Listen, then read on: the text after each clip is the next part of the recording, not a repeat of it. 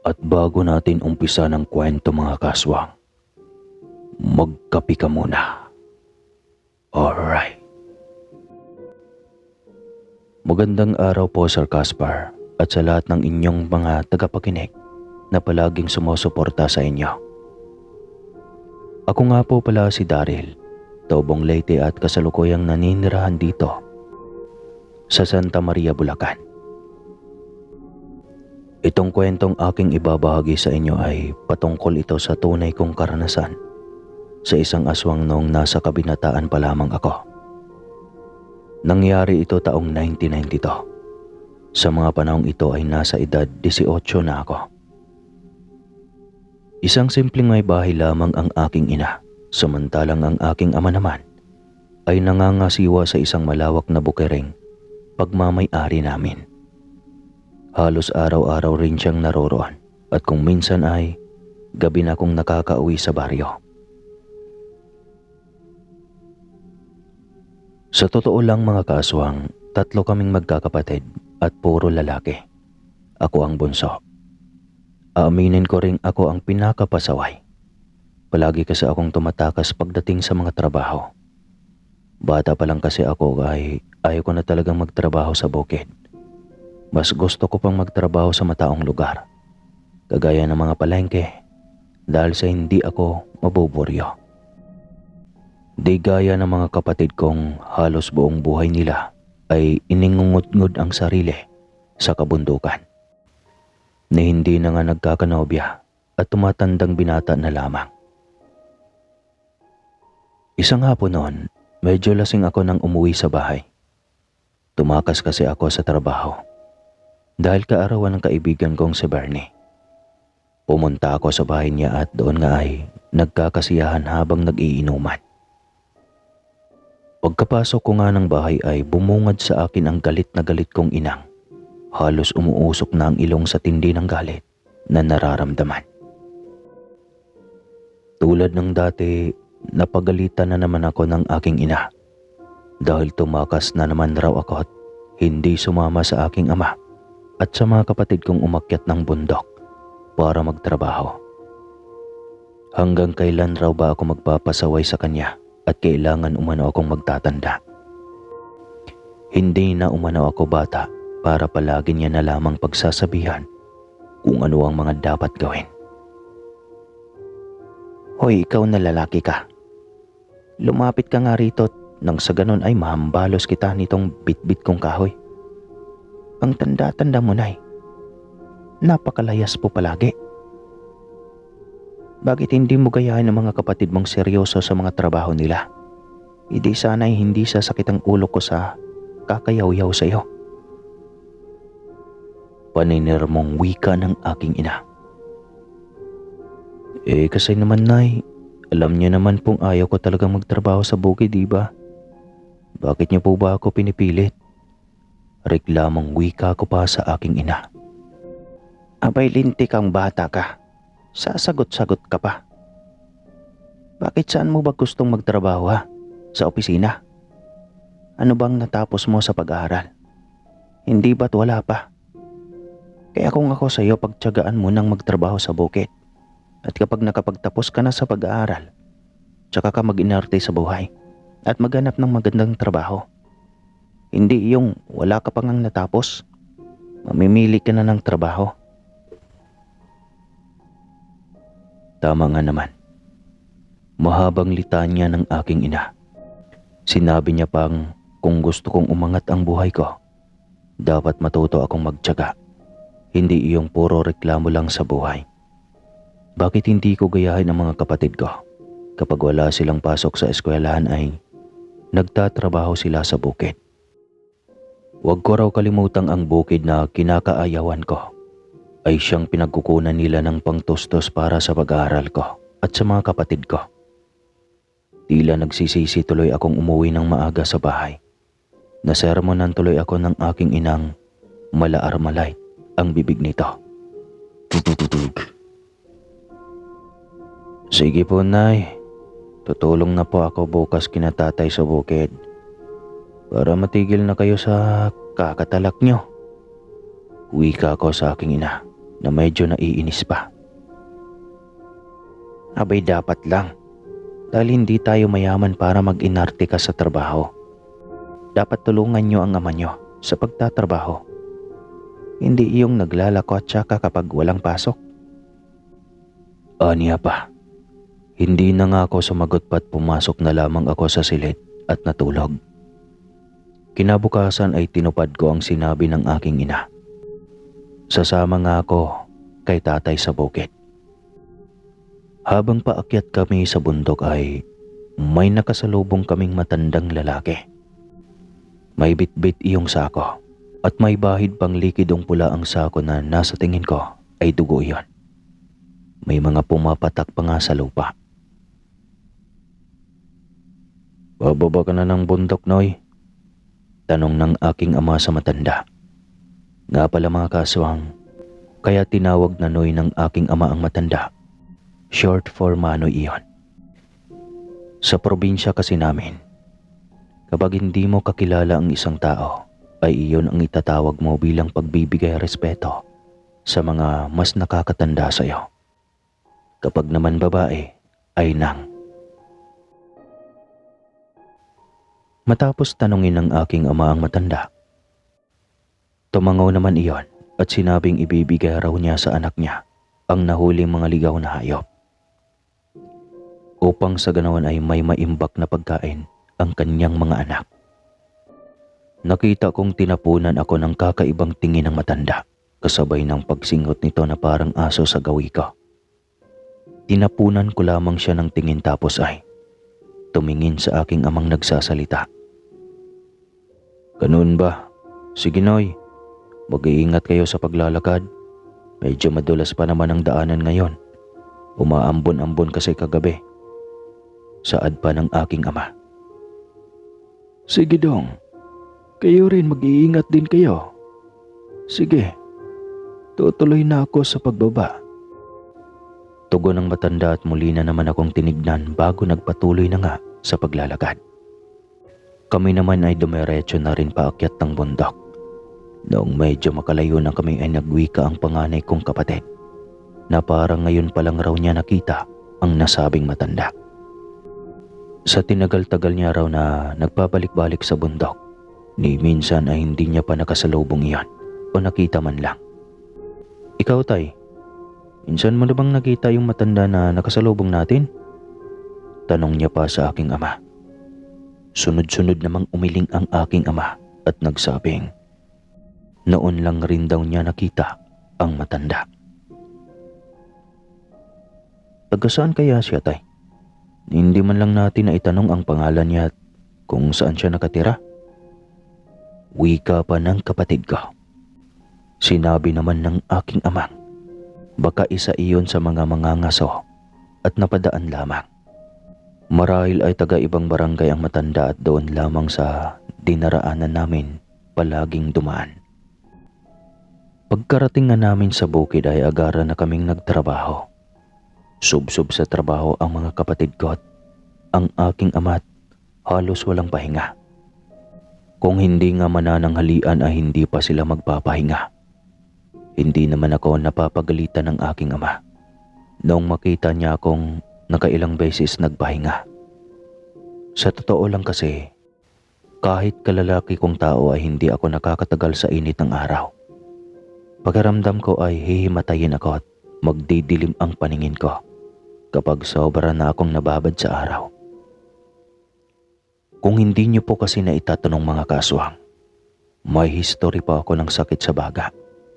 Namana ko raw iyon sa lolo ko dahil noong bata pa lang ako ay palagi akong kasama ng abuelo ko at halos hindi ako mahiwalay. Kaya nga kapag ayaw ko magtrabaho sa bukid ay hindi ako pinipilit ng aking ama at ng mga kapatid ko. Si nanay lang talaga ang mapilit dahil ang gusto niya ay palagi akong may ginagawa upang sa ganon raw ay lumakas ang baga ko para hindi na bumalik pa ang karamdaman ko noon.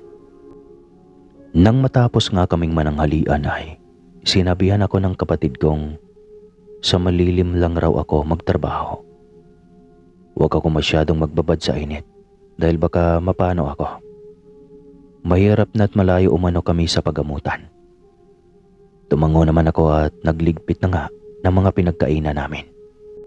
Sa paglipas nga ng buong maghapong iyon, ay naging maayos naman ang lahat. Umuwi na rin kami kaagad at hindi na nagpaabot pa ng dilim sa daanan. Pagkarating nga namin sa bahay ay malapad ang pagkakangiti ng aking ina sa kadahilanang tinutuo ko ang sinabi ko kagabi. Abay, kung ganyan ka lang palagi anak, hindi palagi tayong magkakasundo niyan. Nakangiti niya pang saad. Nako si nanay nang uuto na naman. Sambit ko pa. Totoo ang sinasabi ko. Hindi pang uuto iyon. Kailangan talaga ng katawan mong mag-ehersisyo palagi. Kaya sumama ka palagi sa bukid para lumakas ang pangangatawan mo at hindi ka manghihina. Aniya pa sa akin. Oo na po, masusunod na po mahal na ina. Tugon ko na lamang sa kanya. Akmang papasok na sana ako sa silid nang bigla siyang magsalita at nagwikang. Pumunta raw ang kaibigan kong si Dominic sa amin. Ano po ba ang ginagawa niya dito, Nay? Tanong ko sa kanya. Ang sabi sa akin ng kaibigan mo, huwag mo raw kalimutan ang usapan niyo sa Sabado ng gabi. Teka, may lakad ba kayo sa Sabado? Tanong niya at napapakamot naman ako sa ulo at nagwikang. Ay, mayroon po, Nay. Pero hindi ko lang alam kung sasama ba ako sa kanila o hindi. Sabi ko sa kanya. Tinanong niya naman ako kung saan kami pupunta at bakit kailangang gabi kami kung aalis. Sinagot ko naman siyang pupunta kami sa piyesta sa Karatig Barrio. Naimbitahan kasi si Dominic ng kaklase niyang taga-roon. Kaya't isasama niya kaming mga kaibigan niya para may champeron siya sa pag-uwi. Matapos kong magsalita ay pumasok na ako sa loob ng kwarto at nagbihis na ng pambahay. Tapos ay nagpahinga na muna ng ilang minuto bago pumunta sa bahay ng mga kaibigan ko. Makaraan nga ang mahigit 1 oras at natapos na kaming maghapunan ay pumunta ako sa bahay ng kaibigan kong si Dominic. Mga nasa 5 bahay lang naman ang layo ng bahay niya sa bahay namin. Kaya ayos lang kahit na pumunta ako sa kanila ng gabi. Isa pa ay may tindahan sila, kaya doon kami sa labas ng tindahan nila tumatambay. Nang naroroon na nga ako ay nandoon ang iba pa naming mga kaibigan. Naabutan ko silang pinag-uusapan ang tungkol sa pupunta naming baryo sa Sabado. Mabuti at nagawi ka dito, par. Alam mo bang pinuntahan kita kanina sa bahay nyo? Pero wala ka doon. Ang nanay mo lang ang nakita ko, kaya sa kanya ko na sinabi ang usapan natin. Baka kasi nakalimutan mo eh. Bungad niya pang sabi pagkaupo ko. Nabanggit na sa akin ni nanay kanina. Nagtanong nga siya kung saan ang lakad natin. Tugon ko. Anong sabi mo sa kanya? Tanong niyang muli. Hindi sinabi ko sa kanya na may pupuntahan tayong piyesta sa Karatig Barrio. Saad ko. Tinanong niya muli ako kung ano raw ang reaksyon ng aking ina nang sabihin kong makikipiesta kami. Sinabi ko naman sa kanyang wala namang reaksyon, ni hindi nga nagalit eh. Basta't ang bilin lang ng aking ina ay mag-iingat lang raw ako at huwag masyadong uminom. Napalatak naman siya at napawi ka ng, buti naman kung ganoon. Ang buong akala ko ay magagalit na ang nanay mo. Ngayon ka pa lang kasi makakapunta sa piyesta nang hindi sila kasama eh. Sinabi ko sa kanyang nasa tamang edad naman ako. Kaya lang naman ako napapagalitan noon dahil hindi ako nag-iihersisyo at palagi na lang paglalakwat siya ang inaatupag ko sa tuwing wala akong pasok sa eskwelahan. Pero kapag sumama ako kay tatay sa bundok, parang sinapian ng anghel ang aking ina sa sobrang bait. Sumabat naman ang ina ni Dominic at nagwikang. Ganoon lang raw talaga ang isang ina. Kaya lang naman sila nagagalit at nagtatatalak dahil ayaw nilang mapano ang kanilang anak. Matapos naming mag-usap-usap ay umuwi na rin ako para makapagpahinga. Sa paglipas nga ng mga araw ay palagi na akong sumasama sa aking ama sa bukid. Kaya't hindi na ako napapagalitan pa ni nanay. Noon ngang dumating na ang araw ng Sabado. Pagpatak ng 6:00 ng hapon, ay nagpaalam na ako sa mga magulang kong sasama ako sa mga kaibigan kong makikipiesta. Pumayag naman sila basta't mag-iingat lamang ako. May tiwala naman kasi sila kay Dominic. Dahil simula pagkabata ay si Dominic na ang matalik kong kaibigan. Ang ama ko naman at ang ama ni Dominic ay matalik ring magkaibigan noon. Kaya walang problema kapag si Dominic ang nag-aya sa akin. Noon ngang nagkikita-kita na kaming magkakaibigan, ay agaran na kaming naglakad papunta sa karatig lugar. Habang naglalakad kami ay sinabi sa amin ni Dominic na may mas mabilis na daan raw papunta sa baryong pupuntahan namin. Doon na raw kami dumaan para mas mabilis kaming makarating.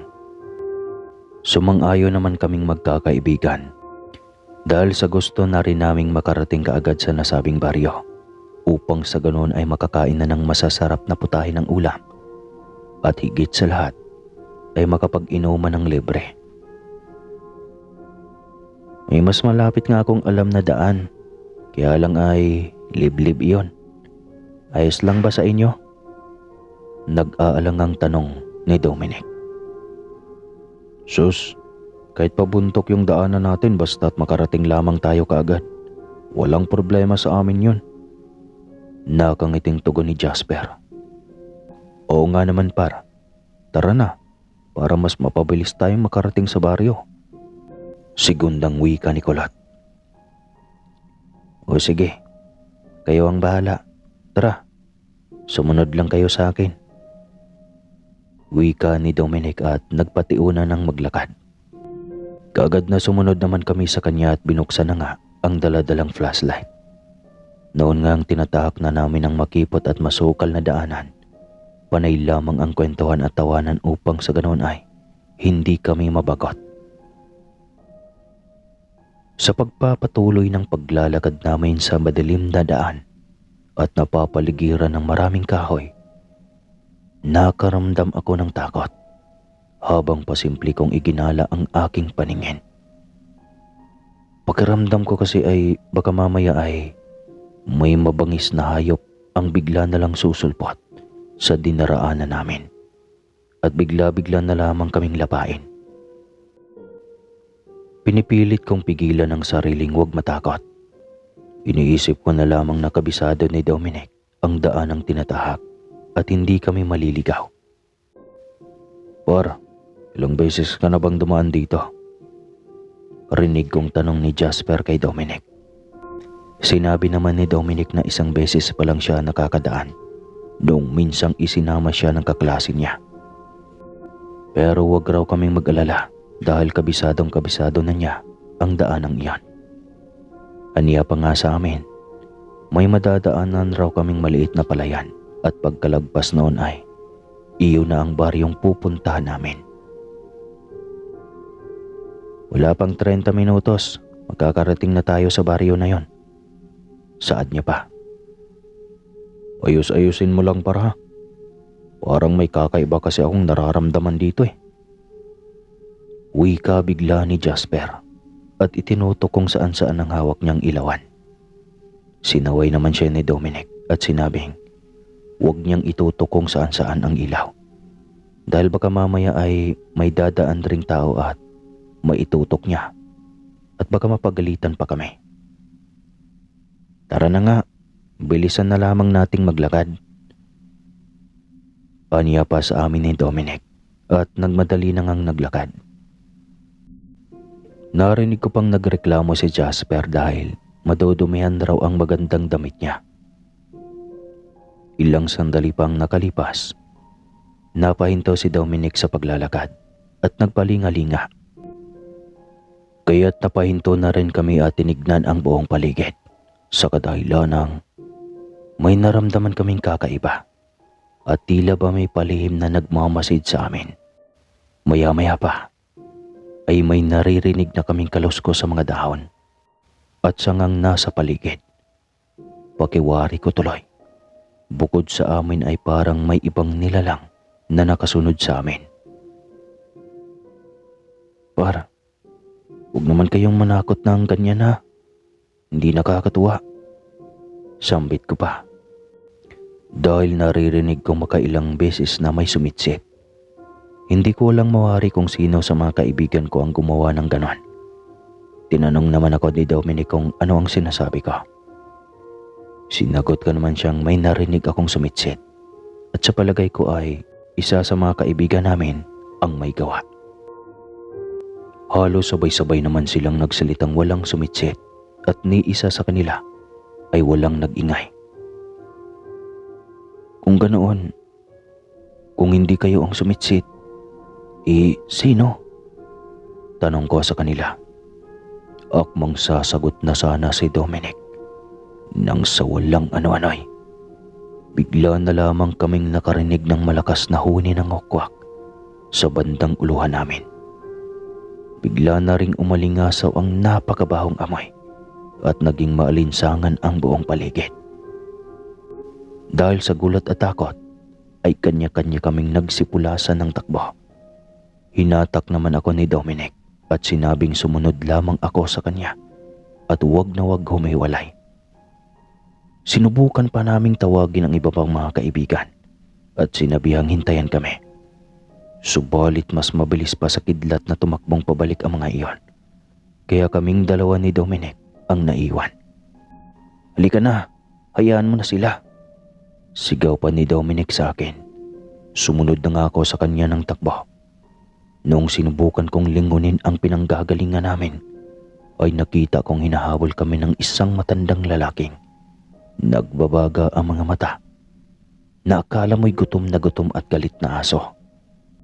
Kaya naman mas binilisan ko pa ang pagtakbo at halos sa pakaramdam ko ay hindi na nga nakaapak pa sa lupa ang mga paa ko dahil sa sobrang bilis. Tumakbo ka lang. Tumakbo ka lang ng tumakbo. Bilisan mo. Muling sigaw ng kaibigan ko. Maya-maya pa ay nakarinig na ako ng umaangil. Ramdam ko rin patuloy pa rin kaming hinahabol ng aswang. Pagod na ako na parang hihingali na ako sa kakatakbo para matakasan lamang ang umahabol sa amin. Nang sa bigla na lamang akong nadapa at saka malas-malasan pa ay nahawakan ko sa damit si Dominic, kung kaya't napadapa na rin siya. Subalit mas nauna akong nagpagulong-gulong papunta sa putikan na nadadaanan namin kanina hanggang sa tuluyan na akong nalublob sa putikan. Narinig ko pang nagmura si Dominic bago siya nahulog sa putikang pahinga ng kalabaw. Kung minamalas ka nga naman talaga, minsan ka na nga lang pinayagang umalis ng gabi, hahabulin ka pa ng aswang. Sa isip-isip ko pa nun. Hindi agad ako nakatayo dahil sa tuwing sinusubukan ko, lumulubog lamang ang paa ko, kung kaya't kumalat sa buong katawan ko ang mga putek. Narinig ko na ang mga yabag ng aswang na humahabol sa amin ni Dominic. Uy Daryl, takti ka. Huwag kang maingay. Baka makita tayo ng aswang. Pabulong na wika ng kaibigan ko at marahan niyang ikinilos ang katawan papalapit sa akin. Nang medyo makalapit na siya ay humingi ako ng pasyensya dahil sa nadamay ko pa siyang malublob sa putikan. May itinuro naman si Dominic at sinabihan niya akong tignan ko raw yung nakikita niyang matandang nanlilimahid sa langis na nagpabalik-balik lamang malapit sa kinaroroonan namin at may inamoy-amoy sa kawalan.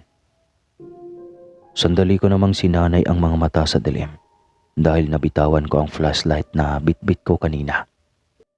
Noon ngang masanay na ang mga mata ko ay tinignan ko ang sinabi ng kaibigan ko. Nang matitigan ko nga iyon ng maiga ay ganun na lamang ang kilabot na nararamdaman ko.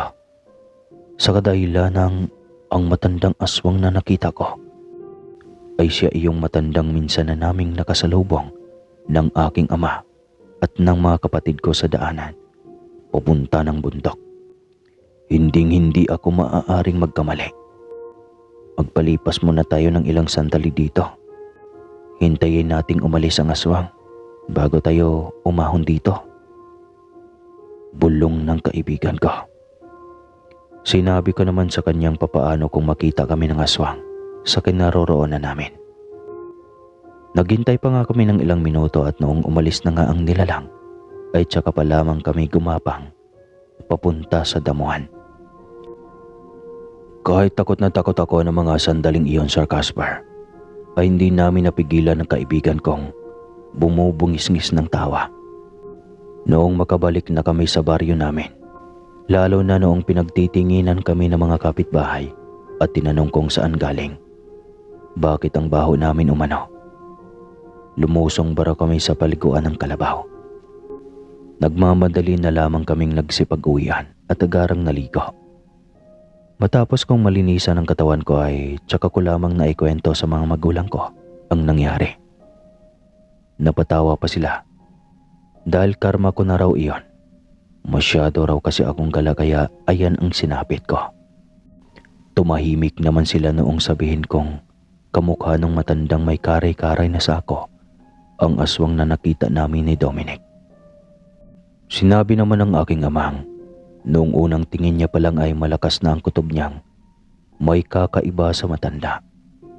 Kaya nga inunahan na niya ito ng bate bago pa siya maunahan. Aniya pa marahil ay taga-karatig lugar lang ang matandang iyon. At sa mga kalapit barangay naghahanap ng mabibiktima. Siguro nga daw ay naamoy noon ang sakit ko. Kaya palihim akong sinundan at naghintay lamang ng tamang pagkakataong mabiktima ko. Mabuti na lang talaga at sa putikan kaming nalaglag ni Dominic. Kaya ligtas kaming nakauwi. Kasi noon ko lang din nalaman na kapag hinabol ka daw ng aswang tapos magbabad ka sa putikan ay hindi ka nila maaamoy. Matapos nga ang pangyayaring iyon na hindi na ako muling naglalakotsa pa tuwing gabi. Natatakot kasi akong baka mamaya ay matsyempohan na ako ng aswang at mayari pa ako dahil sa sakit kong para sa kanila ay napakabango. Pero lumipas naman ang mga panahon ay nagkaroon kami ng sariling motor at iba pang sasakyan. Kaya kapag may pupuntahan kaming disco, matik na kasi I'm a rider. Alright. Hindi, dito ko na lang talaga tatapusin ang kwentong ito kasi wala nang aswang. Dito na lamang matatapos ang aking kwento, Sir Casper. Maraming salamat po. Maraming salamat din sa lahat ng nakikinig sa kwentong ito. Pagpalain kayo palagi. Muli po, ako po si Daryl ng Taobong Leyte na naging taga Santa Maria, Bulacan.